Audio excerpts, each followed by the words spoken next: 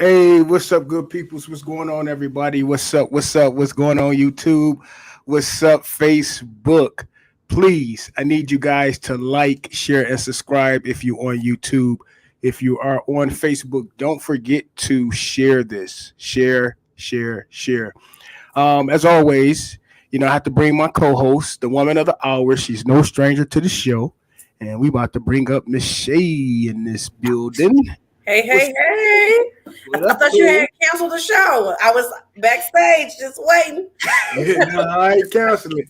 You know, today you just got us. We don't have any guests, but I will drop the link and share the link in case you guys want to jump on. And listen, if you guys, once I drop the link, everybody have 2 minutes to comment. You don't have to show your face on here. We just want to have some interesting dialogue. So welcome to episode 26. This is cocktails and conversation. But I don't see your cocktail. What you drinking on? What you I got? am drinking on turmeric and carrot and orange juice. You know what? I got my camera blurred out so you can't really see it. But I got it from the organic. I got it from what store was that? Whole Foods. Okay, okay. Yes, So what you trying to do? Trying to do something something different? I am. I'm doing something different. I'm Okay. tired of being fat. What's up, good peoples? What's going on? So listen, guys, I have something to share with you guys. Let me make sure I get everything together.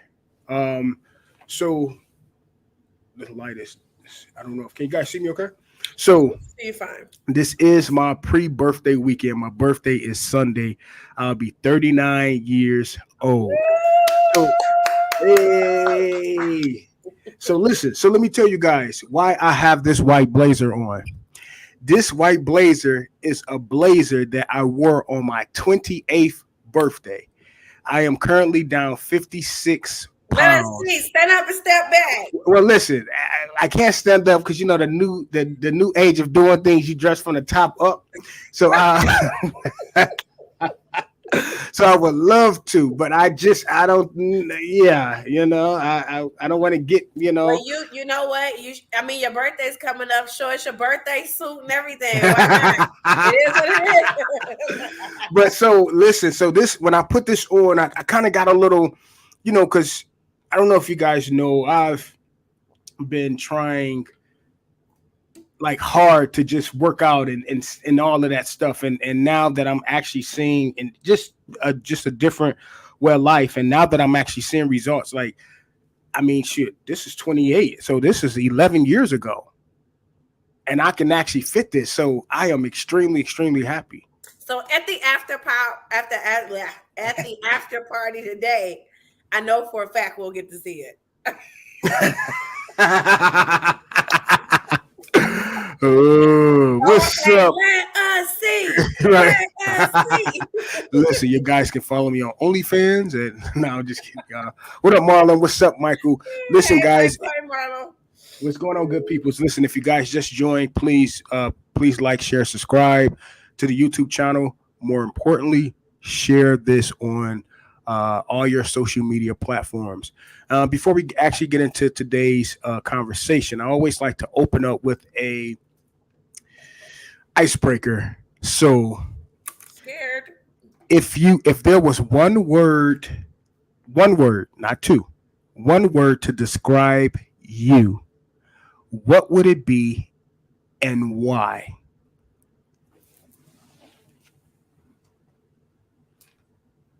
Loving. Okay, you say loving. What Yeah. makes you loving?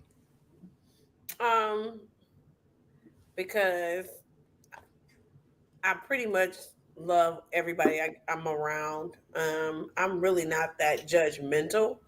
And I take people for I try to find the best in people, find the best out of people, bring the best out of people. So Hmm. I would say loving. Okay. You? Um, as I reflect on my 38 and a half years of being on this earth, about to be 39 on Sunday, I will have to, the one word that best describe me will be resilient, And the reason why I say resilient, because I always tell people it's not where you come from, but it's where you go.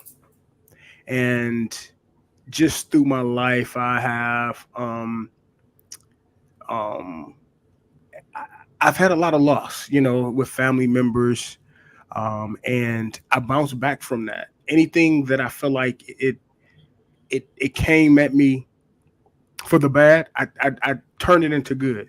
So I'm gonna say resilient because you got to be resilient to be. I would say you have to be resilient to be me. So I'm I gonna say like resilient. resilient. Resilient it is. Yes. We'll get that on the shirt for your birthday. Resilient 39. Oh, I like that. I like that. What's up, good people? So, the ready? Let's go into it. So, I don't know if you saw, but uh there's a lot of videos going around about the Sesame Street characters, multiple videos, not just one, in different videos where the Sesame Street place characters just bypass the black kids. Um, it's like they welcome the white kids and they just bypass the black kids. And in one video, one of them walked up to the black kid, knocked the black kid down, and So I just have walked a away. question. Do you have any of these videos?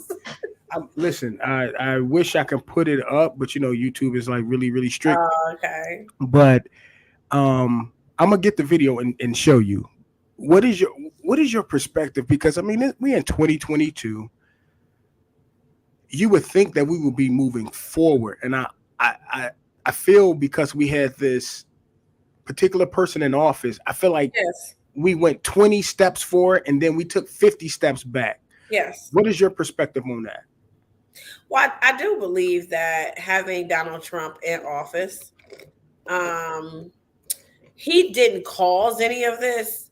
He just allowed he he kind of put the stamp on being putting it out there. He made it okay for people to be who they were, to be comfortable being racist and prejudiced. So I definitely believe that he opened up the gateway for people to feel comfortable with doing that. And now it's no shame. That's why you have that Karens didn't really come about until then. That's when all of this, I'm going to walk up to a black person and snatch them or smack them, or it was like that. I don't know. He welcomed that behavior, and now it's blunt. It is so blunt and out there where nobody hides it anymore, and it is what it is. Yeah, you hit the nail on the head. I think it was always there, of course, but what he did was, I don't know. It's like he gave, like you said, he gave them that stamp of approval. So now they just bold. They don't give a damn, and Yep. they're gonna do what they want to do. Yep. And it's crazy. Like this is I have to say I thank God for information technology. Like being able to record from your phone and be able to capture this stuff, because if we Yeah. didn't have this stuff, it wouldn't be in the forefront because we wouldn't have certain things to be able to capture these things. So I thank God that people are smart enough to pick up their device and start recording, because we need to see these things. And just think all of the stuff that that happened that we couldn't record, Yeah. you know. It's really really weird. I uh, haven't seen the videos, but I will have to watch them. I've heard about them several times from several people, but yeah, I haven't seen them. what's going on, Kyle? Welcome, welcome, welcome. So yeah, so welcome to episode 26. This is Cocktails and Conversation. Well, Shay is drinking her um Carrot and turmeric. carrot and turmeric, and I'm drinking carrot and turmeric too, allegedly. um we just talking about things that is kind of near and dear to our heart. We try to talk about things that will uh capture the perspective of others. My question to you: have plastic surgery gone too far? Yeah. I don't know. I I'm not against plastic surgery, so I have to be careful because you have people who watch Uh-huh. and they are into those things. So plastic surgery is a array of different categories. So you got the body plastic surgery, they got lips and face and cosmetic overall surgeries that people get. So I'm not against it. I do believe that people rely more on that than just kind of being them natural selves, Mm-hmm. I Mm-hmm. guess. But to me, society has put the pressure on that. I saw a posting that said Kim Kardashian was never ugly; she just was broke. You know what I'm saying? So it was. I'm echoing. So that basically was saying that she didn't have the money to get to make her look good, the plastic surgery. Mm. So the Jenners were never ugly. They just was broke. So once they got the money, they could get everything done. So I do believe that society has made us feel like we have to get those things done to us to kind of appear to be a part of the who's of who. But you know, it hasn't went too far with me. How about that? Okay. Because I I'm broke. I don't got the money like they do.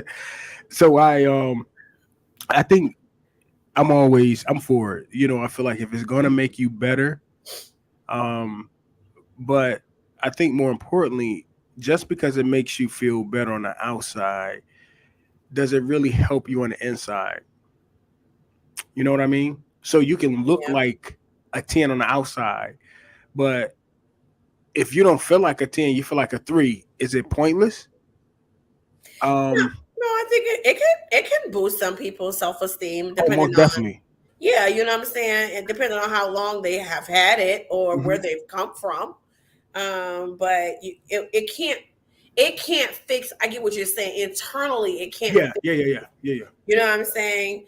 But externally, it'll show you are 10, or you can fit with the crowd of the girls or the guys who have no shirts on, but you still don't feel good within yourself. But that's again goes back to they have allowed society to make you believe that you got to have money, you're going to feel great, you have the best cars, you feel great. And look at the just example a couple of months ago, the model that jumped off the balcony Hmm. because she was depressed. She had a great job, she won Miss America, She's she was beautiful. doing red carpets, she was beautiful, in shape, no kids, she was a lawyer. Hmm. It was like she had all these great things, but she still internally was broken. And Mm, society doesn't talk about those things at all. At I all. agree. I agree. I think so why is it a double standard for men versus women as it relates to plastic surgery? Like I can work hard all day to try to get a six pack, but guess what? If I can't get it, I'm gonna go get my six pack either through work or through exercise.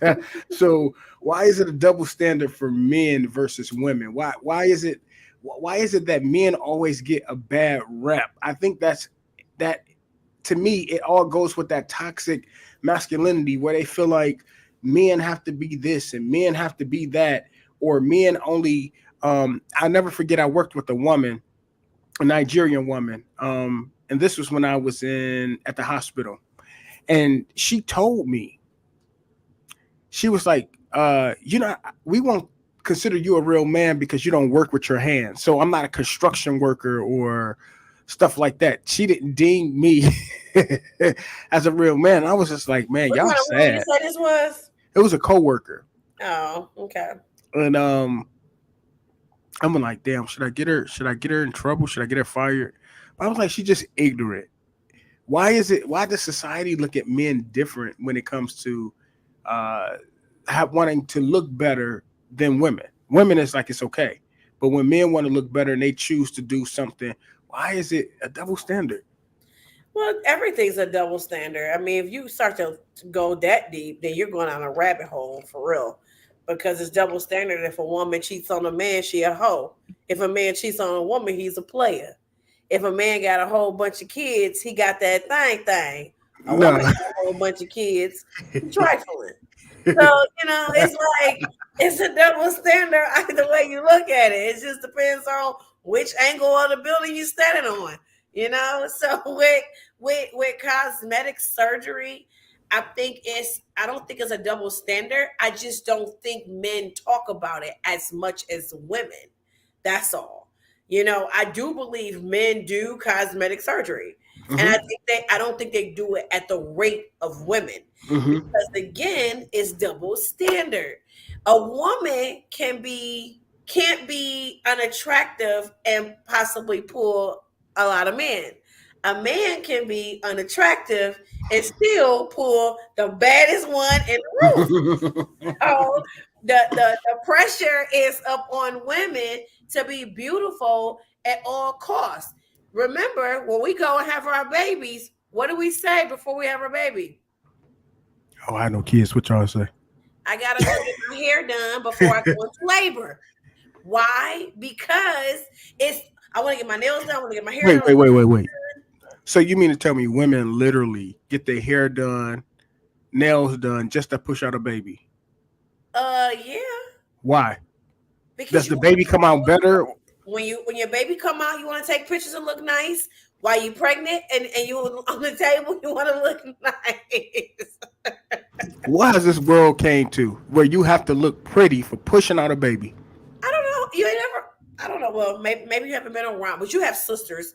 You have a sister who got kids. You got nieces who have I children. don't, I I don't, I don't guarantee think you. they was made up though. Yes, I guarantee you they were. You can call her right now So you and was ask. made up. So you was made up in a delivery room. Yes, You had a full face of makeup on. not makeup, but I had my hair done. I got my nails done. I got my toes done. My eyebrows and my lashes were done. Do Yes. y'all see this? What have we came? Listen, and it's crazy because you remember how we used to like growing up. We used to have birthday parties, Hmm. and you had hot dogs, you had a cake, some Neapolitan ice cream, and Yeah. some chips, and you played a few games and you went home. If you had a little piece of money, you had a pizza party. Nowadays, these birthdays, these 1 year old parties, 5 year old parties are elaborate. They look like mini receptions. Yeah. They got centerpieces and open bar. And do Times you have changed though. do So you think we spending too much money now? I think we spending wasting too much money. I think times have changed. Just like computers have evolved where we used to have the big backs and they were word processors and then they went into computers and desktops then laptops, so you can't expect the way you host and throw parties to say the same just because they're 1 year olds. The standards have been lifted. We didn't have iPads, but they have them now, so the standards are higher. So you have to expect the outcome to be different. Really? I don't, if I had a kid now, back then, when I had my son, we didn't have a gender reveal, but we have gender reveals now. I, I didn't I just do, think that's a waste of well, money. I didn't do a pregnancy photo thing.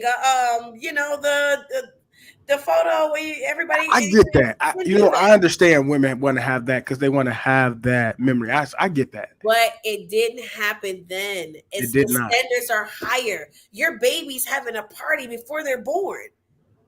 All of that stuff with the photos and the gender reveals, they've already had two parties by the time they're getting ready to come out. Between a gender Man. reveal and a baby shower, they've had Hmm. two parties. So the standards are so much higher now, way, way higher.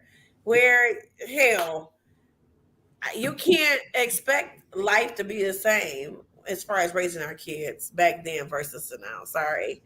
I'm gonna have to say my 1 year old will have an elaborate party and it'll be heel top, chandeliers, ball gowns, the whole shebang. You see, if I had a kid, my kid would be in the basement, hot dogs. When I Chips. say, and then we all wake up because I know you sleep now, you're lying. You'll be like, get your gown together, make sure it's onto the ground, it's dragging 4 blocks away. She- Guaranteed. it, Guaranteed. it's interesting how times have evolved because I know like my great nephew, my niece's son, he can work that pad. He call it his pad. And when I tell you he switched back from cartoons, I'm like, how do he know to do that? To Yep. turn the sound up, to close one thing out and open up. How? How did he do that? Kids are so advanced. Like, I think, I don't know. It's like it's Is just it the like, Is it the COVID babies this advance? no, because, well, yeah, you're right. Those Because are COVID babies. those COVID babies are because I think yeah he is a COVID. He came like in that COVID. Yeah. These COVID babies are like something else. It's Kids, like period, are advanced. Just they are very advanced. fortunately and unfortunately, I truly believe that the advancements that we've experienced are phenomenal. I do believe that, but I do believe that the way we're going and we're moving, we're going to destroy the world ourselves because we tamper and we do too much with stuff that we're going to eventually take out our own selves because we just not the COVID babies. Yeah, so I don't necessarily think it has anything to do with COVID. I just think that time has evolved and you don't have a choice but to be smarter. You know, they can't be, even the way they teach our kids now is that, well, my son's out of school, but the way they have taught our children Hmm. is totally different than the way they taught us. They taught us to remember. You know, Yeah. we memorized. They're Hmm. learning now. They're learning techniques. So it's just it's totally different. Totally different. Michael said no. You would go all out for them. No, I won't, Mike. I listen. I would put a Mike, cap you on hit it that. on the head. I Yes. would go to GFS, go get them hot dogs Woo, he lying. and throw them in a pot and turn that eye on. He lying. He said children are smarter. I believe that. Yes. I believe I was in a barber shop today and a guy was there with his son. He probably was, I don't know, no older than two. And he was just going through the phone and he knew, I think the phone died. And he started crying and he said, "What are you crying for?" And the phone died. So I remember playing a game. We can trick the kids, get them a remote control, and it wasn't plugged in. Act like they like, "Dang man, look at you!" And they'd just be playing. These kids, they know if it's hooked up. They know if they look person ain't jumping up and down on the screen. It's yes, they are so advanced. It's crazy. Kyle said not the COVID babies. Some COVID babies, something else. Michael said each generation gets smarter, and I most definitely believe that. Um, Kyle said they are advanced because most parents throw an iPad or electronic device in front of their children. Yeah, and you know what? That's also too to keep them distracted so that the parents can do what they Yep. need to do. They throw this device in front of kids and they work it. But let me ask you guys this: do you think throwing a device in front of your children better them or harm them? To me, it's a catch 22. It can be beneficial in the long run, but it can also be detrimental to in the long run as well. So you have the catch 22 where it can be good or bad, just depends on what you're giving them, how long you're giving it to them, and if you're really monitoring what they watching anyway. Okay. Because I was a little concerned about a kid recently that I came into contact with that was doing some strange things that I didn't necessarily think were appropriate. And I'm almost certain it's because of what they've been watching. And I kind of monitored that kid the time that they was around me, and I noticed that they was flicking through a lot of TikTok videos and YouTube videos, and they were just Wait, getting worse and worse. how old was the kid? Very young, Like young, like under under 5. wait, how do a kid and see? Yeah. See, this is my thing. Um, like I know my little nephew, he can't go on certain things because it's only set for kids, so he can only pull up kid YouTube. But you will be shocked at the stuff that they have that's listed for kids. I never I look. saw some stuff that it went from like a furry thing and it just went down this weird rabbit hole where I was like, what the hell is on that? Give me your phone. Because Hmm. it just was weird. It's certain things, certain, it's weird. And that's so I can't say too much, but it's some stuff if I had a kid, most definitely I would have to monitor what they watched. Yeah. It definitely wouldn't be you taking and going about your business. Michael said that these are tech babies, and that's true. Hmm. These are definitely kids that are technical and they know stuff, and they can whiz through. One of our interns, he's 26, and he just started using a BI program. I'm pretty sure you're familiar with the BI program. Are you familiar with the BI Is program? that the business intelligence? No, it's a app, or not an app, but a program. That's like Excel on steroids. So you don't have to do all the pivot tables anymore. You just dump all this information into this BI program, and it literally takes it and separates it for you. And he's like 20 something. And when I tell you, I was over there trying to do my pivot table. And he was like, oh, you don't got to do that. You just take it all, put it in this program, and it'll separate it for you. They're tech babies. They really, really know what they're doing. Wow. Well, maybe we're gonna have um a future full of engineers, tech engineers, and everything. Let's hope that um we have a future full of engineers then, because they can work this. They can work it. They can navigate. I mean, they can just navigate, and I see them with their little hands. And Michael said, as an educator of 23 years, teaching have changed. Children have changed. Parents have changed. Technology is raising many of our children. That's definitely true. Definitely true. Yeah, I'm in IT, and I can see how um, information, just IT, has always evolved. It's always evolving. I can't tell you how often, but it's always something new, something going on, a new way of doing things, a new way of doing. So yeah, technology is always evolving. And listen, if you guys are listening, that's a field you probably want to look into. If you graduate from high school and you looking at a course, or looking for a field to go in, IT, you're gonna always have a job. Hmm. Everything is computers now. Even the cars. Think about the cars. Everything is IT. Um, what do you think when it comes to materialism within the black community? I'm gonna let you go first with that one. How long do we have? Um, so and we always speak candid. We always are open and honest with our response. I think materialism is at an all-time high, especially during the cold COVID situation. There were so many people. We wasn't going anywhere. People was lining up, taking their um what was that, the check they gave people? What was the The PPP loans? no, the stimulus.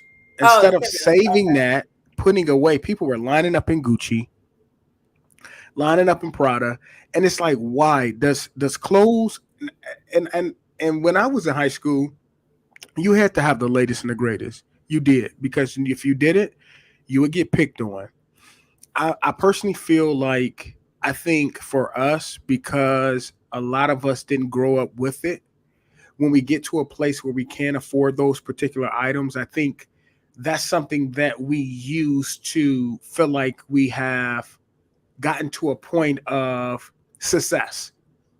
When you get to a point of success, what you do? Not all black, you go get that Cadillac, right? Or you go get that, or you get a bigger house, or you have to do that. Whereas people, generational wealth, they can have just a regular house, or they can go out and cut up jeans and stuff like that. Why is it so prevalent in the black community as it relates to being materialistic, which a lot of these designers don't like us, but we still, every time you look on social media, we have on a label, a particular label. What's your perspective on that? Well, I think that, and we briefly spoke about this a while back, that we pressure ourselves within our own community, that we're not elite if we don't have it, if we don't have Gucci. And it was a couple years back that I told you my girlfriend took me to the Louis store. I didn't really want a Louis purse at all. I saw a couple girls on Facebook with it.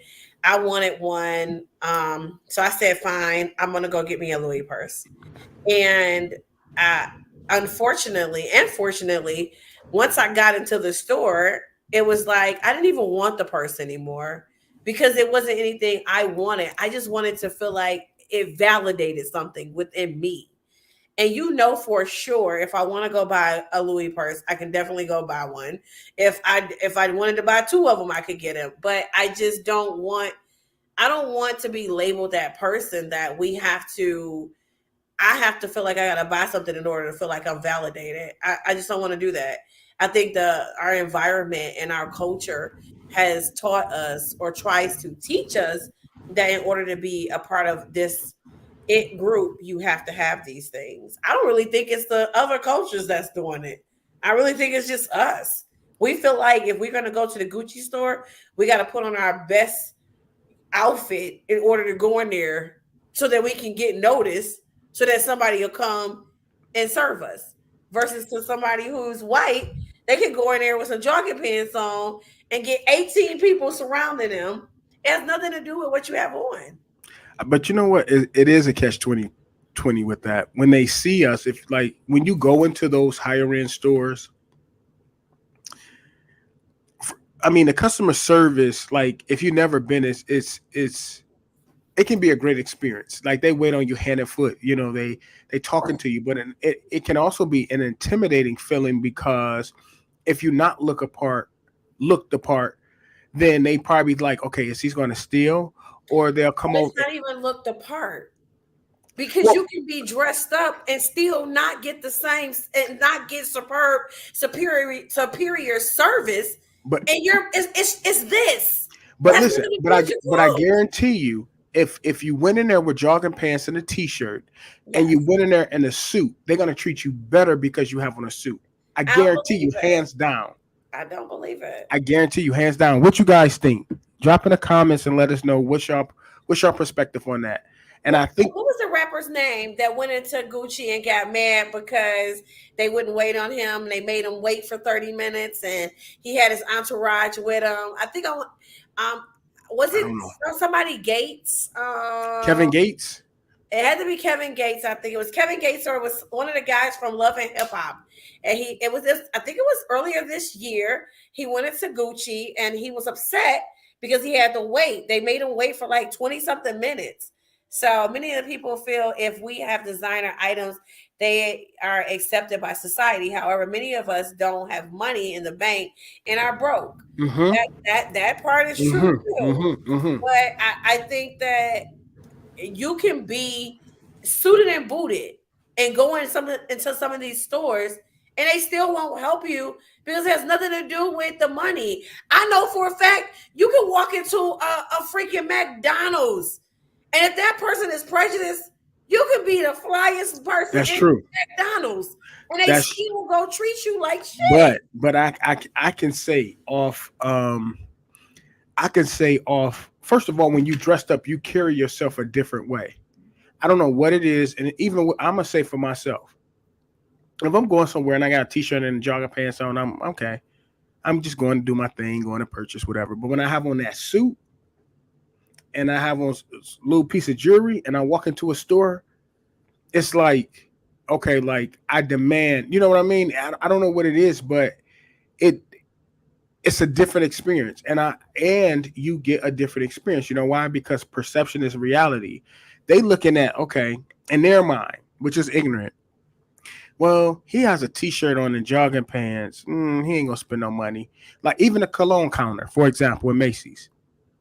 He just want to smell everything and all that stuff. He ain't trying to buy. But the times I went in there with like a suit on, they're like, "Oh, sir, smell this. This is the latest of the latest. You would like this. And if you get this, you get this, this, and this." I've been in Macy's with jogging pants, hat to the back. They're like, "Sir, this is good. You know, you probably want to get this, but this size bottle is 100. It'd be $106 or $10." Okay, that's no problem. But had I had that suit on, they are, because perception is reality, and I just think that is sad. I have been to, when I went to go to that Louis store, I was in Nashville. And I forgot what the name of the mall was, but it was close to downtown Nashville. And I was just regular dressed up. And when I went into that store, then there was another store. Was it Nordstrom's or Neiman Marcus? One of those. And they had the same Mm-hmm. purses in there, but they was kind of chained up. And the lady was going over there and she was talking to me. She was very nice. But I just think it's the person. I don't necessarily, it depends on the person that you get on that particular day. Mm-hmm. Because at the end of the day, like you said, you don't have to be dressed up in order to have money. I have been out to Somerset a zillion times and seen regular old white people and regular old clothes walking in the Hermes store. But And you as you know, like, it's a difference. what the hell? But you know that there's a difference in that. They can do that. Exactly. We can't because we're gonna be followed. We're gonna be unfortunately. So I feel like So that's why people, I say it's not the clothes. It's you. but the It's clothes you. help. If you go in there looking like anything and you have the money, they're going in their mind. They're gonna say, "Hmm." But if you walk in there with a nice looking professional red bottoms on, a Gucci or Louis Vuitton bag, in their mind, okay, she look apart, she mean business, she gon' But And if that's I'm why I would never shop at that store. which Because if one? I have to do all of that, Mm-hmm. get dressed up, I gotta wear Gucci in the store in order for you to serve me, I'm good. Because I want to just be regular. One day I might Mm-hmm. want to go out there and in my flip flops and my sundress and go in there and buy me a $1,300 purse. I don't want to feel like I have to fit this criteria in order for you to serve me. Mm-hmm. I'm good. Because reality is, I don't care what you feel about me. Your commission comes off of me buying that purse. So ultimately, you're making your money based off of sales. And clearly, my sale is not valuable enough to put money in your pocket and on your table. So I'm good. Mm-hmm. I'll keep my money. I'm Mm. not. I'm not doing all of that. That's like. I'm not doing that. So let's jump into generational curse, generational poverty. A lot of people, I've heard a lot of people saying like, well, why can't they do this and why can't they do that? It's not that people can't do that. I think Mhm, people is stuck with the ideology of mhm. um spending money. Um, oh, can you guys see me? Yeah, we can see you. Oh, okay. Why you say that? Because my screen just went blank. Sorry. Oh, okay. So it says many of our people feel if we have designer items, they are accepted by society. However, many of us don't have money in the bank and are broke. Well said. Well said, Mike. I have shopped at many designer stores and they would treat you different. Each store is different. It's the salesperson. Boom. Yes. Exactly what I said. It's a person. Yep. You can get in a store with a person who's open minded, and you can come in with jogging pants on, and they'll help you faster than somebody else. It's the salesperson. Right. Yes. Donald says sad thing is they giving all the attitude and the workers can't even afford the products Yep. they're selling. That is true. But that don't even matter because they still look at you as beneath them. I can walk You in a think so? store and be a CEO, and it don't matter. Uh oh. We lost him. But it truly doesn't matter, regardless of whether or not you are a CEO or not. Like you said, Michael, it is the salesperson. It is not the store. And definitely what you said, Donald, when it's the attitude of the person, and at the end of the day, a lot of these workers can't even afford it. You know, they'll treat you like you're beneath them. And for sure, they know they can't afford these things. But at the end of the day, that's just how they are. I'm not sure KJ's been having difficulties all night with his computer. Hopefully, I was gonna say, hopefully you The joined. devil is a lie. The devil is a lie. Sorry about that. Um, but yeah, so what's your perspective on generational poverty? Do you believe that if they saw their grandmother in housing project, your mom in housing project, how do a person get out of that generational mindset if they don't see anything better? Um, I'm not gonna say I was. Well, no, I was. I was in poverty. I was. I was raised in the ghetto. Really? My mom, she did not graduate from high school, and my dad didn't graduate from middle school. So I didn't have anyone who pushed education. But I think the generational curse comes from you having the ability to want to persevere. Hmm. And I don't necessarily feel like, I think I was placed around people that made me want to do better. So I would have to say perseverance, as well as being in a place where you see, like, my pastor had a nice house in Rosedale Park. So you're talking about almost 35 years ago. So Rosedale Park was really, really nice back then. Hmm. So in my head, I wanted to get out of the ghetto. I stayed on Finkel and Livernois. So that was truly the ghetto. And I wanted to get out of the ghetto. So breaking those generational curses, you have to be around individuals who's able to enlighten you and put you in a different setting where you will want to do better. So some people, I don't think some people can't leave that mindset. I think some people are just stuck. Some people feel like, and also too, I've said this before, the system set you up to make you feel like you doing something and you not. Becca Okay, Timberlake, what's what's up, up? Becca Timbe? Welcome, brother. They set you up with a newly built home. It's like the house that the first pig built with the straw. They set you up with this, but to you, if you haven't experienced that, they give you a new dishwasher and give you all of this stuff, and they say, okay, they make your rent subsidized, right? Mm-hmm. Then they give you certain other things and stuff, but it if you think about it, it can oftentimes trap you because to you, you're like, well, shoot, I don't want to go out because I got all of these perks. I think that's what they do. They set you up to think that.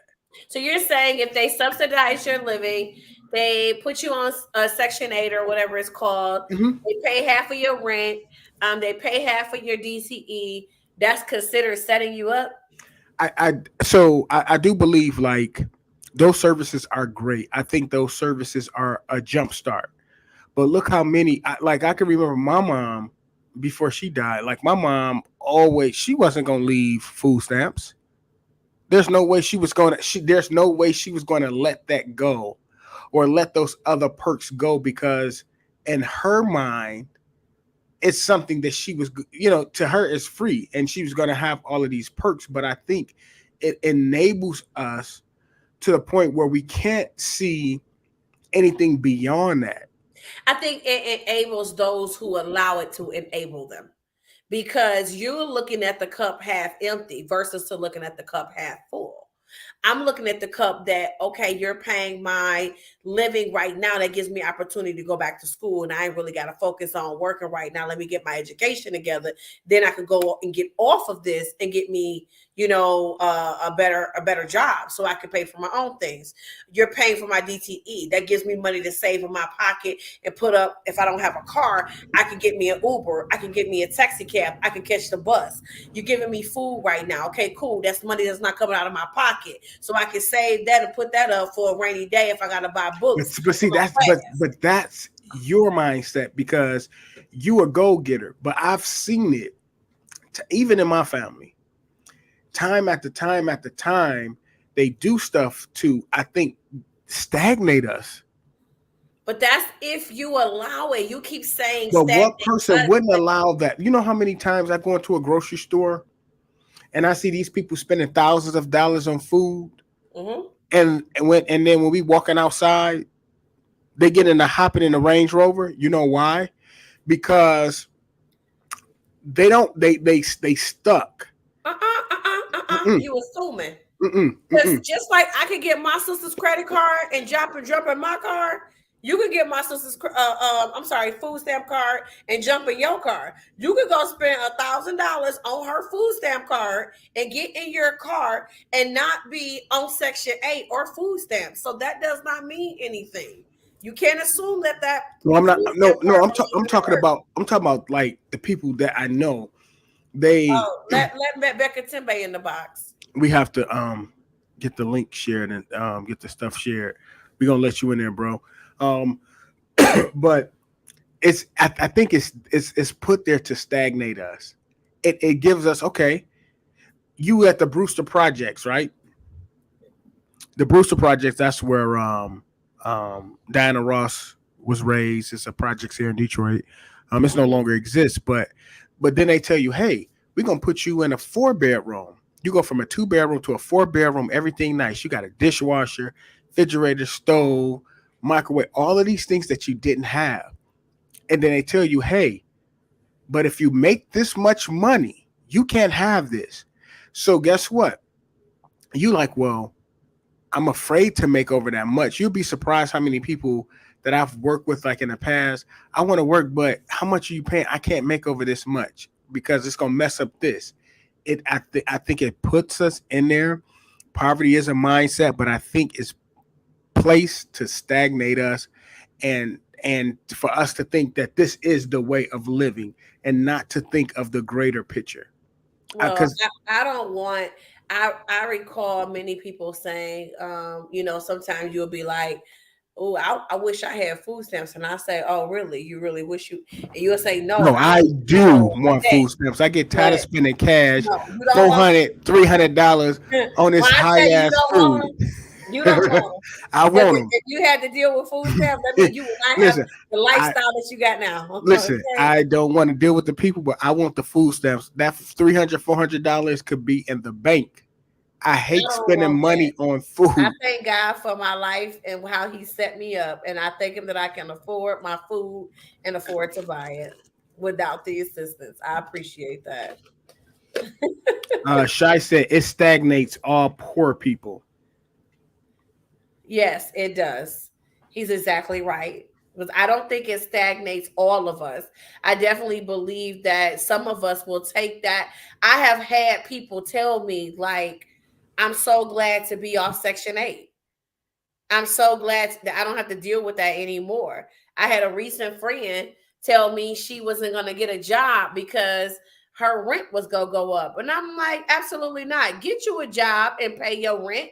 Don't not go get a job because you don't want to pay the real amount of rent. Then you don't got to deal with that. No, get you a job. And she did go get her a job. And I was proud of her for making that step. Yeah, But yeah. also have to too, you also too have to encourage people. You Mm-hmm. have to encourage your friends and let them know. And those people that say, "Hey, I don't want to pay real rent," find out what's really going on. Is it just Mm-hmm. because you don't want to pay the rent, or do you have something going on that's causing you not to be able to work full time?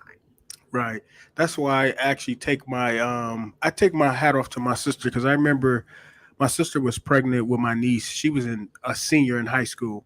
My sister had her baby. She went to the prom, and I remember when she and I was having a conversation. My mom told her like, well, I think I don't want to quote this wrong, but I believe she said something along the lines where You could stop going to school, right? But my sister didn't want that. She wanted more than what my mom wanted, Mm-hmm. and she did use the services, but that was only a kickstart to help her get to her, get to where she is now. and Yeah. and it's okay. It's okay if you need that jump start. It's okay, but don't let those things stagnate you, because they will throw you and say, hey, um well, if you make this much money, then we won't give you this. So guess what? You gonna look for those poverty stricken jobs. It's only gonna pay you $5 an hour because you want to keep this. But if you get something better, you can have this but greater. You don't have to deal with, oh, who lives in your house. You know what I mean? Or you can't have nobody here but whoever least listed on the lease. I mean, it's, I can see how it's easily perpetuated, and I can see how people easily get caught up in that cycle, in that web. Because in your, if you never seen anything, hey, I got a new house. I'm getting money to buy food. Yeah. I'm getting a voucher for this and a voucher for that. I'm getting baby care. So to you thinking you living a life, because the job you making, the money, the little money that you making, you can pay your rent and still have some money, but you only living for the now. You're not living for what's to come. You know what I mean? Yeah. So yeah. Um, what's up, good people? Make sure you guys share this live, please. If you're on Facebook, share, share, share. If you're on YouTube, make sure to like, share, and subscribe. More importantly, hit that bell. Let's talk about the new way of having church. A lot of people are doing church online. Um, and I know you Kojic. If you wasn't born in, wait, you can't join in. Did I say Yes, that right? be born in. You have to be born in I before don't you know can. that song. You have to be Let, born in before you can be I joined don't know in. that song. Okay. So, with that being said, what's your perspective on this virtual church? I love it. So, tell me why you love it. Um, because to me it's not as distracting. You don't have to worry about going in and being worried about Sister Jones over there whispering about you, or Sister Kim saying your dress too short, or somebody worried about you looking at their husband. It's just not you don't have to worry about that. You listen to church, it's on the television. I don't feel like you have to go into church in order to be connected to God. And I've been saying for a million years that there was no such thing as tithes. And finally, somebody, even though I don't really like him, Minister Dollar, Cleflo Dollar, I believe that was him, who actually came out and was talking about the tithes and offerings and things like that. But that's a whole nother story. But yes, I am excited about church online. I think it's the best thing since sliced bread, and they need to keep it going. And again, we talked about this earlier. You had to evolve with times, and that's why a lot of schools during the pandemic went under, because a lot of them didn't have online class or Technology. Yeah. online courses, hybrid courses, and we have to evolve with times. If you can go to school online, why can't you go to church online? But I know some church people feel different. They feel like you have to go. It says listen to the word, not what folks are wearing. Mm-hmm. Exactly, Shy. I think times are just different. Like the last time I went to church, I felt out of place because guess what? I had my Bible case that's ripped up. But you have your Bible case with your Bible. I went to church. The pastor had an Yep. an Apple compute laptop sitting up on a podium, and he just turning and flipping, and he like go to such and such, and he hitting the button and it's going there. Here it is. I'm trying to flip the Deuteronomy, um, uh, in the other chapters, and I'm like, what is going on here? Like, you know what I mean? But I get it because it times has evolved. So you okay with the online church? I love it. And I swear, like when I do go to church, I be so antsy because I'm like at home, I'll blast it on my TV right here, and I'm washing my dishes, and I got the music going, and the pastor's talking, and yeah, I'm able to do so much stuff. So I like church online. I'd rather do line online any day. And then to So, me, I feel like I don't have to. I don't have to. I mean, I don't feel bad about not giving the church money, but I really don't have to ooh, do it. Yeah. hold on. So Becca Tibe said there weren't enough resources for online classes for kids who had learning or development challenges. So many of them fell almost a grade or two behind until they went back in the building. Donald said, "Well, I have to differ with you because the Bible does say, assemble myself in the assembly of the God." I'm not quoting it correctly, but it means you need to go to a building and be around the saints. And listen, again, I feel like just like life has evolved, I feel like the Bible has changed years and years and years. People have wrote the Bible to fit what they wanted it to fit. Because I know for a fact, God will not say, give 10% of what you make to a man or a woman that's standing in his. I know he didn't say that. Because back in the days, God, you offer goats and you offer sheep and you So, offer animals. So I'm gonna bring you a goat. so I'm you're gonna gonna bring a bring goat? you an animal. I'm gonna bring. No. I'm not giving you my money. I So you're work gonna hard. take a goat to the I ain't offer? doing it. So when I say some stuff in the Bible, I truly believe they twisted it. Hey, I Be- like the online service, but each to their own. I Becca respect. Timbe said, "Online is an assembly. We are assembled right now. Thus saith the Lord." You ain't Brother got no Becca clap Timbe in. just gave us a word. Becca Timbe, I think you just gave us a word on today, and because we're gonna say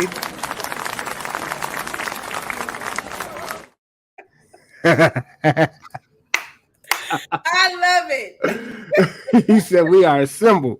Because the Bible says, what it say, one or two that's joined together? Come on, pick it up. Come on, When Shay. one or two are joined together, that's what he said. You in the assembly. Boom, there it is. Oh, But see, Donald old school though. you Donald can't born join in, in. You got to be born in. Donald born in, and he ain't letting nobody join in. Donald is at the when I'm I not against churches. I love churches. It was your fastest car, your best coat, so you have had to give. Got your best. It didn't. I wait a minute. Got your best. It didn't. I don't agree with the 10% either. But you give God your got your best. best. Yeah. So Yeah, I'm taking my goat. I definitely believe in giving, but I don't believe in I make $6,000 a month and I'm gonna give you $600. So if you have 10 people in your church that make $6,000 and they give it 10%, I don't feel like that's fair. Can you elaborate on how tithes don't exist and give scripture backing it up? I said it don't exist for me. I'm not paying 10% of nothing. You're not, No. because Malachi said you have to, Uh-uh. shaking down, running over, back in good measures. No. Any people can give whatever they choose to. I don't Hmm. have a problem with people paying tithes. If people believe that they have to give 10% of their money that they work for each week, go right ahead and give this man that stands in the pulpit. But I'm not giving nobody 10% of none of the money I make. I'm not doing it. Because that's how they drive around in these Bentleys. They got private jets. They have houses that can fit the entire congregation in there. I'm good. I'm not doing it. Donald said that's not what it says. Shai said, "Give what you can." Um, and we have a pastor speaking. Michael said the tithes are not for the pastor, but the upkeep of the church. That is what Dr. Cole said. Oh no, Donald was saying he was the That's Bible not about what it the one or says. two joined together. Donald said that is when one or two are in gathering, he'll be in the midst. He in the midst right now. I He in think the that midst. pastors have, their way of trying to make people believe that all their money goes towards the church. And again, that's on the pastor and God, but you not getting my money. So that's So just that. so you give offer, but you never pay tithes. I would give offering, but I'm never going to give anybody that don't work and do what I do my money. You're never gonna give 10%. 10% of that, Never. but you would give an offering. Yes. Ooh, no, no, no, no. Yes. Because God is not going to not bless me because I don't give somebody 10% of my money. He's not going to bless me because of the wrongdoings that I do in the world, not because of my money. So no, I'll go give my money to the orphanages. I'll donate to the cancer centers, but I'm not giving my money to a man that stands in front of me that says he's blessing, giving me a word from God. I'm going to pay him to take care of a church. Well, he can go work and put the money into the church that he's leading, and he can pay for the church. Buying a pastor a private jet is ridiculous. So I'm gonna say this.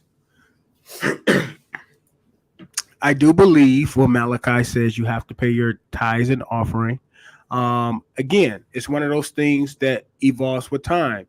Back then, they didn't have the money and things we had, so cattle and goats and stuff was like that was considered the offering of gift. Mm-hmm. Well, guess what? DTE, we take a goat to DTE, they're gonna look at us like we're crazy. They're gonna They shut didn't it have off. DTE back then. Right, but I'm just saying that you have to evolve with time. So now money, you know, when you sit in that beautiful edifices and you have the heat, the air, you have the musicians, Offering.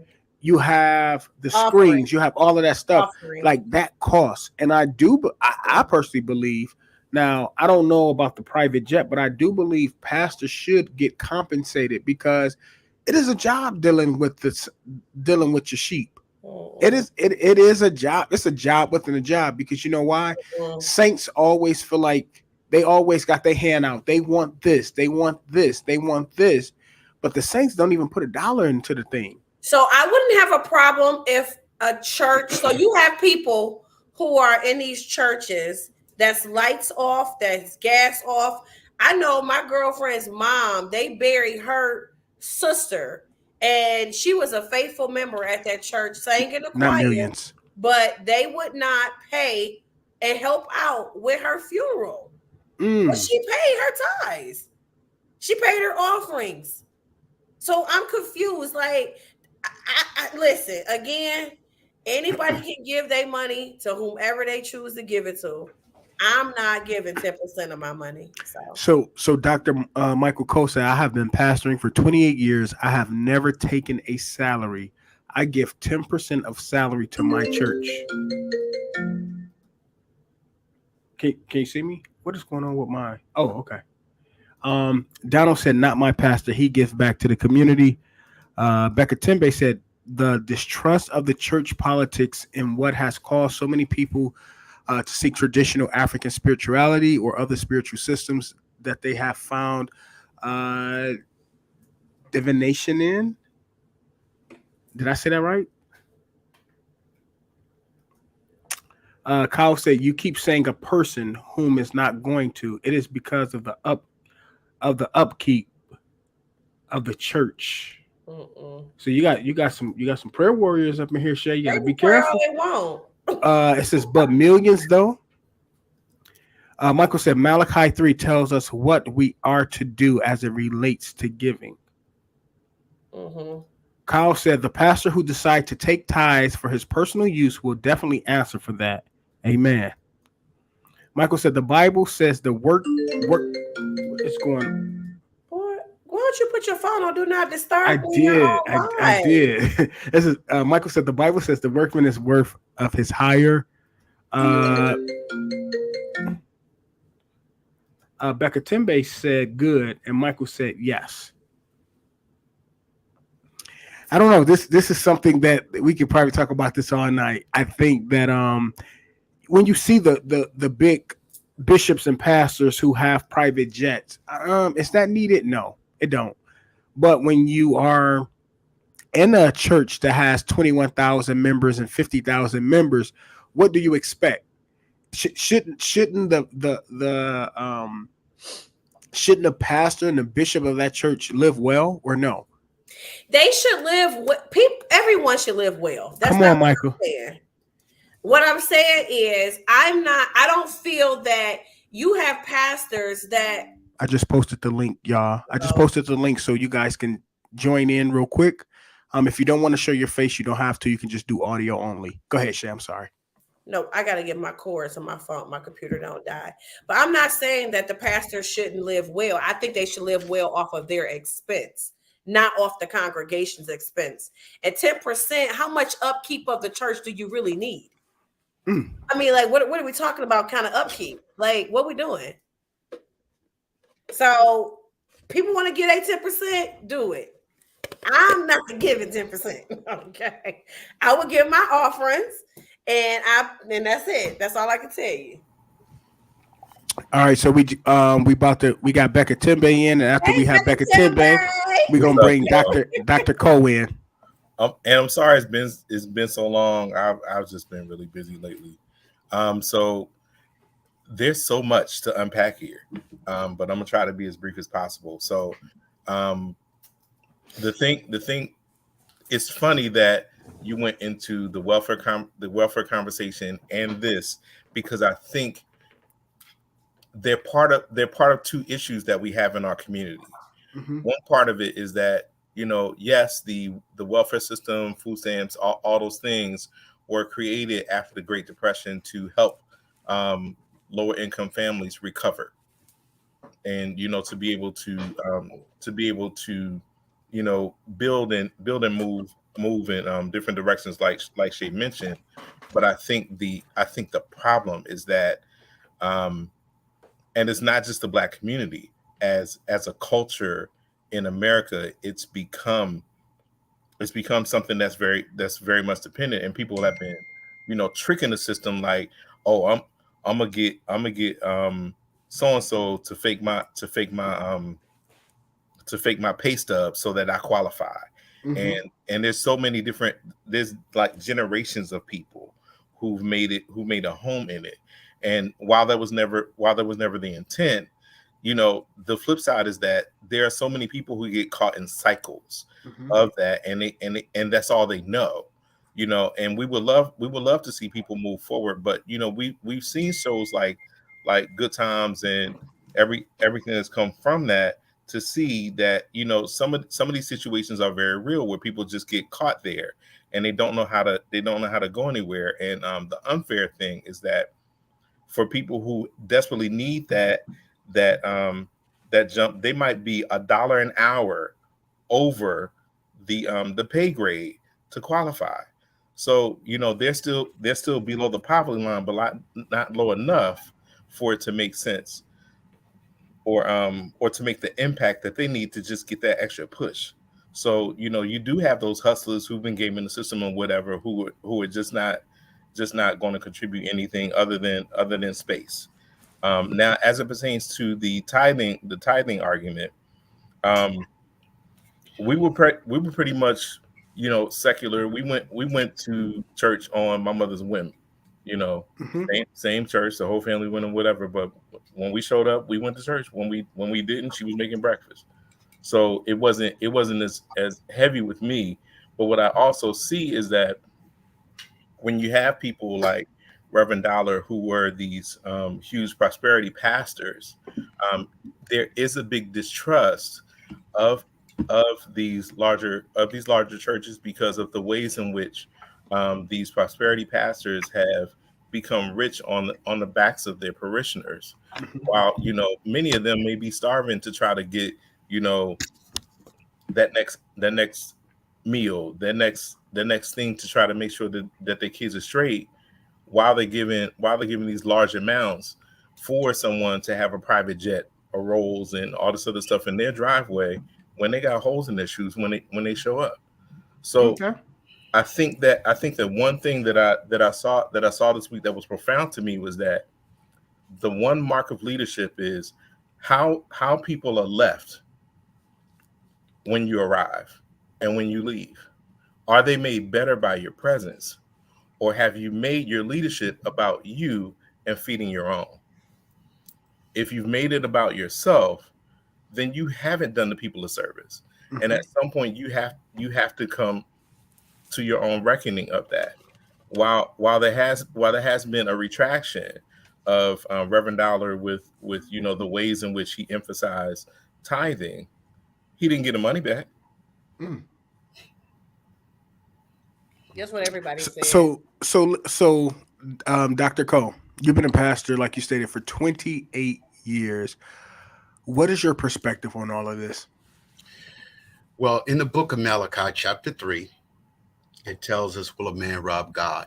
Mm. And if you've been in church, you'll know what it says. Behold, I send my messenger, prepare the way. So the tithes of the church in biblical days were for the Levitical priests, because when we look at the 12 tribes of Jacob, all of them were given property except for the Levites.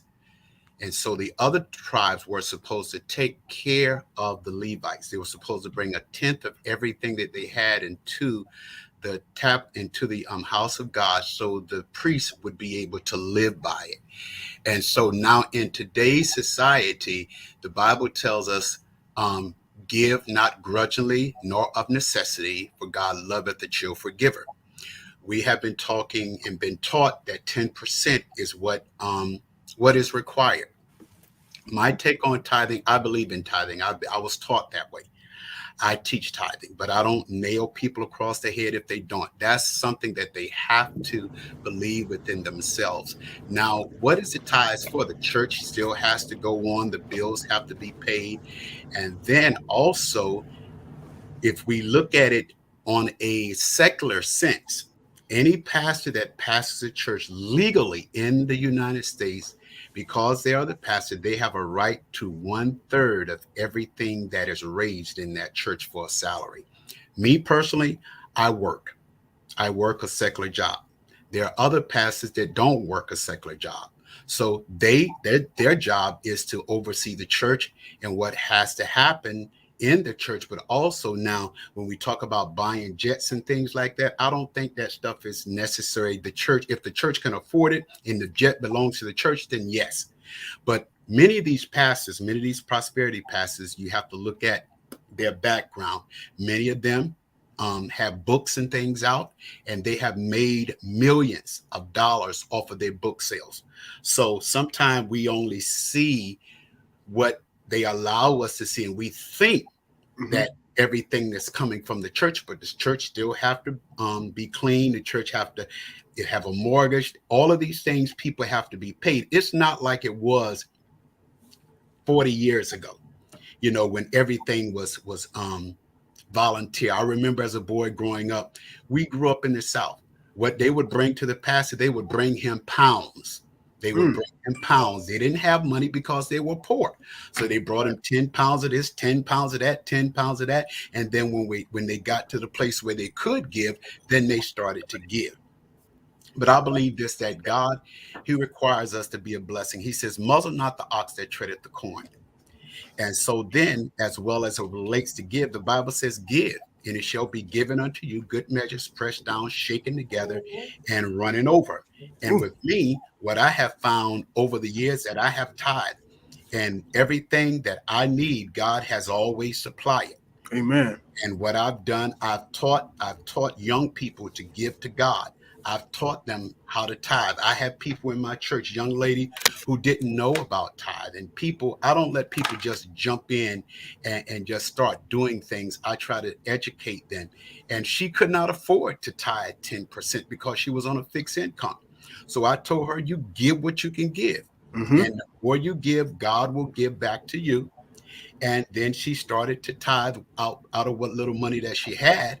And then she saw increase coming. I believe this is what it says in Malachi chapter 3. He says, bring all the tithes into the storehouse, that they may be meat in my house, and prove me now herewith, saith the Lord of hosts. If I would not open you the windows of heaven and pour you out a blessing, you won't even have room enough to receive. Amen. He said, I will rebuke the devourers for your sake. Your vines will not cast forth her fruit before the times in the field, said the Lord of hosts, and said, all nations shall call you blessed, for you shall be a delightsome land. And then in the New Testament, tells us, let us give not grudgingly. If we bring the Jews in, and if we tell them, it says give, what is that passage? Give. And if we look at that, it's now, he said, give of all. Everything that we have, we're supposed to give of that. So if we really look at it technically, it's like 23% of all that we have, really, we're supposed to give to God. And I think what happens is that many times, and I must say this, many pastors have really messed things up. Kyle said, "Come on, Pastor." For many pastors who are trying to do what's right. Yes, a part of the tithe goes to the salary of the pastor, and always never underestimate how important pastors are to the church, because anything that deals with the church, the pastor is responsible for it. Do I think that the church, my thing is this: if you ever come to my church represents my home, because when people come in and they go to the bathroom, and I've been to churches, if they go to the bathroom and you smell urine before you get there, where's the money going? You look up at the roof is leaking. Where's the money going? Is part of the tithes is to take care of the upkeep of the church, but also to be a blessing to the man or woman of God who is overseeing the church. Now, you don't have to say the tithes, because the tithes belong to God. And so whatever goes into the church, the pastor get pays for that. I think what it is that many people think, well, I'm paying my tithes, and they're going to the pastor. Where you get some people that don't pay tithes, they just pay offerings. You get some people that'll pay $1,000, $10,000. You have people that just give to the pastor because he have been there for them in times that no one else was there. So I think what it has to be, you have to be persuaded in your own mind to do that. So let me ask you this, Doc. Um, since we on this subject, so you do have people that come to the church only because they want something, but they don't put in. What's your perspective on how the church interact with people who don't put things in but always want something out? I have, in my 28 years, I have had people who would come to church who are not members of the church, and they would only come to get something. And what I did, I had to have a talk with my accountant, and I had a talk with my attorney. And so what you have to do, you have to be very mindful of things and laws that will take place in each state. I have what is called a benevolence fund. That benevolence fund is for the poor and the needy. And there's a set amount that we give to anybody that will come in. But now when people don't support the church and they don't ever give anything to the church, why should the church bend over backwards to make things comfortable for them when they don't support the church? It's just like people will come to me, well, I want to use your church for a funeral. No, you're not going to do that. This is what it's going to cost. But your members is free, right? But the members are free. Okay. And those that support the church. Let me put that stipulation, those that supports the church financially, because many people think just because they're a member and they don't support the church financially, then if something happens to them, that is the job of the pastor to make sure that you bury that person. My thing is, at my church, I educate every member. I said, you need an insurance policy. You need to make sure that you pay it, because if something happens to you, the church is never in a place to bury someone. Yes, if they're faithful members and they have given to ministry, of course, they're going to be, we're not going to charge them anything. Why would I? Because they have been faithful to the church. They've been givers to the church all this long time. And even if that person gets sick and can't give, you have to look at the totality of it all. If they're members, of course, we're going to give members whatever they need. But at the end of the day, they have to be supportive. Amen. I think the thing that makes sense is if you have membership and if you are regularly serving something, then there should be to an extent a transactional relationship where where everybody's equal. Even in my community in Dugu and Nzinga, we have what's called a Betsarai, and the Betsarai takes care of our people when there are rough times. Right now, one of my good brothers is battling lymphatic cancer, and from one conversation, we came together and started just rallying. made sure that there was food at the house for him and his kids, made sure that anything that they needed while he was in the hospital recuperating, what have you, was all set up, and even down to checking in, making sure that what does his lifestyle look like from if he's going to go straight home tomorrow or if he's going to go to rehab, what resources are still needed to make sure the kids are straight in whatever till school starts, which will be in a couple weeks. So coming together and using our gifts to make sure um, that we're taking care of our own, not just financially, but in every aspect of what this person may need. And I think that when you allow yourself to trust your people, Hmm. then that's when you see a lot of fruit. I think when you have too many instances where there are so many seeds of distrust that are sown, then that's where you have um, people who shun church and people who shun their families and all of this, because it takes one bad experience. Hmm. It It doesn't it does. doesn't take it doesn't take 10. It takes one. It And does. there, people don't want to seek healing from it. They develop an opinion that becomes a choice in every single arena. I will never help people because this one person did such and such, Hmm. and I will never do this for anybody because this one person did this. Right. Then it becomes a part of a pattern that they can't get over, and eventually, when they really do need someone to reach back to them, they burn every bridge, and all you see from miles around is just fire and Right. no bridges. So can't And nobody cross over them to help. But let me say this though. I think people forget that church is a business. If you have 10,000 members and you got 6,000 of those members coming to you for money, then what? And you bankrupt, then what? Like the church still have. I'm of the mindset that I don't agree with like yachts and I mean that's personal stuff. If they like Dr. Cole said, we only see what these people have, but these people have things outside of the church. They have books, book deals, they have merchandise, and anything else that they do. We automatically assume that they're taking the church's money.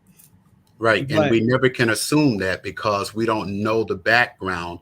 And just to recap on what was said is that what I often do, in church, you have people that will get disgruntled and they will leave a church and go someplace else.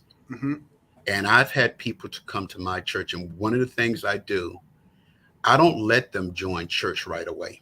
mm, I tell them, look, come here for 90 days. This may not be the church for you.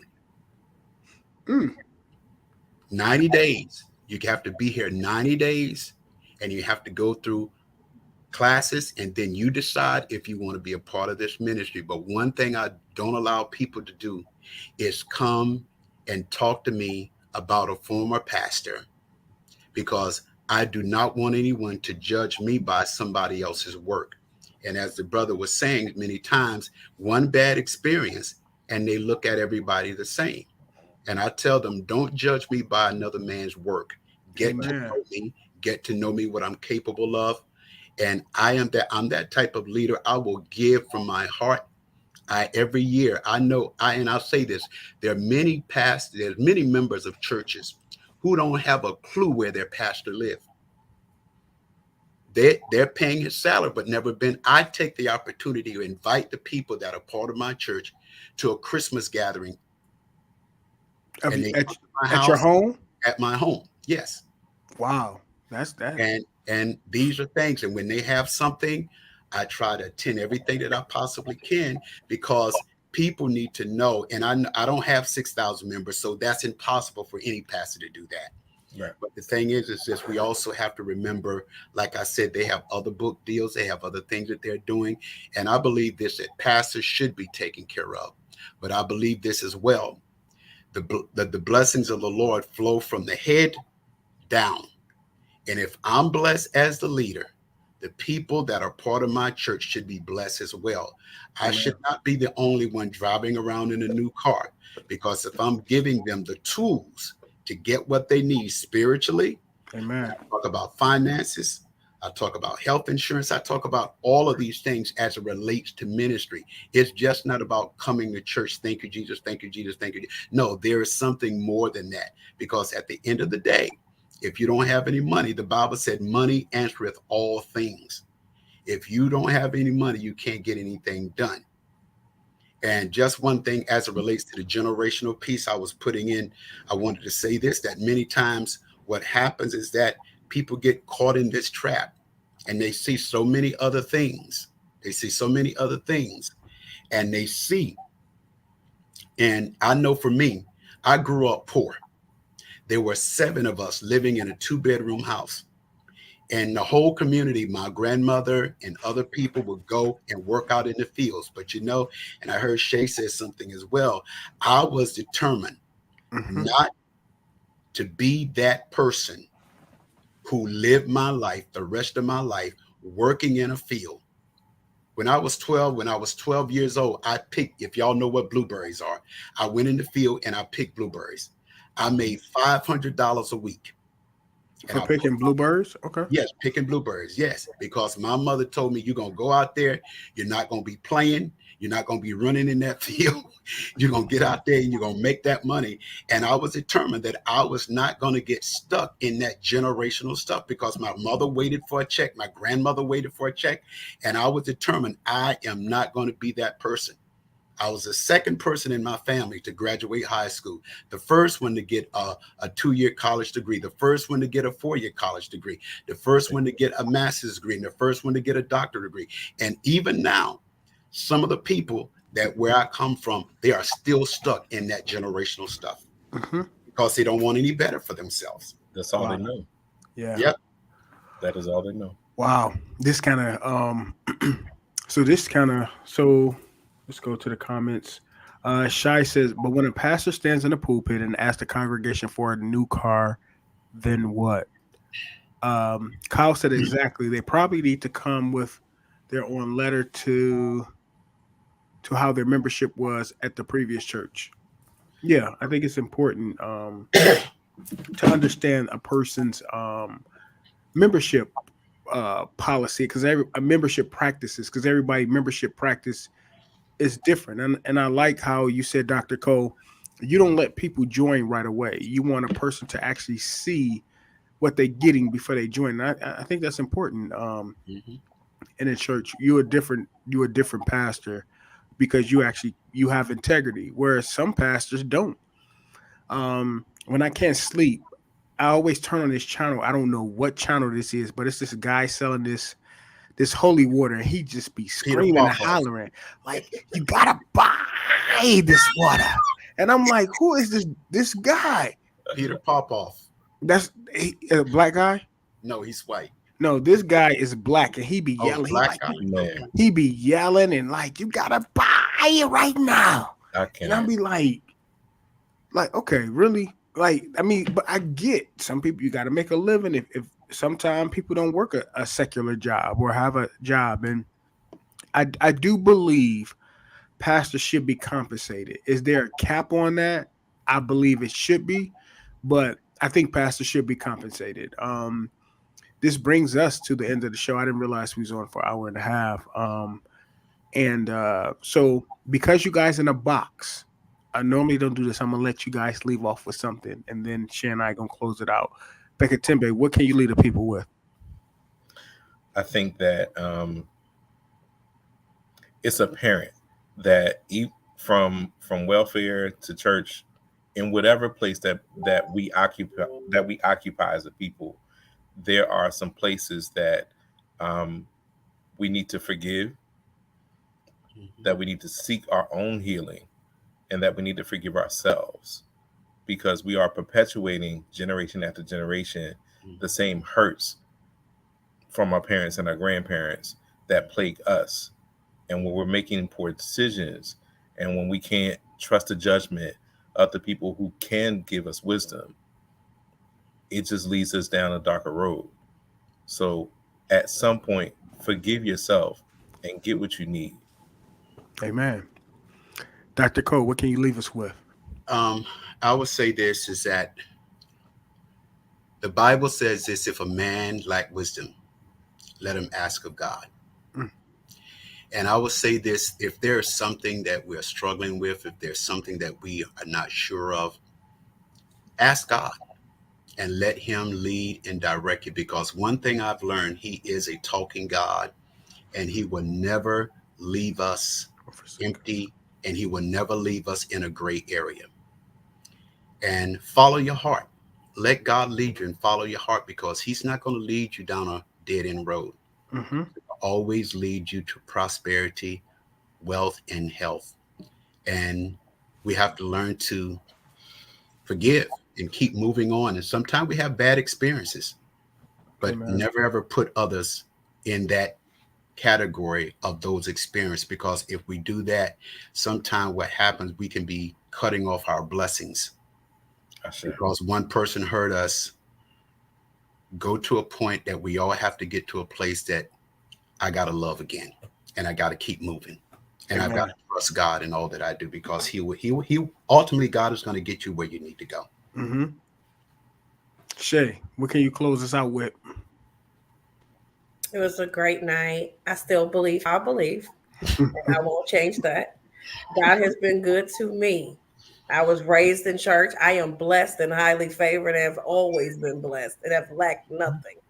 So I am happy with where I'm at. I go to church. I don't pay my tithes and I pay offering. And I'm happy about that. And I believe God is happy with me and what I do. And I think people should stay true to who they are. And Mhm. as you said, pray and ask God for wisdom and knowledge and understanding. And I do that as well. And I feel like I have a relationship with Him that's strong. And I'm happy. I'm happy where I'm at. And I believe I'm happy with Him and He's happy with me. I said. Okay. I'm gonna say, just live, laugh, love.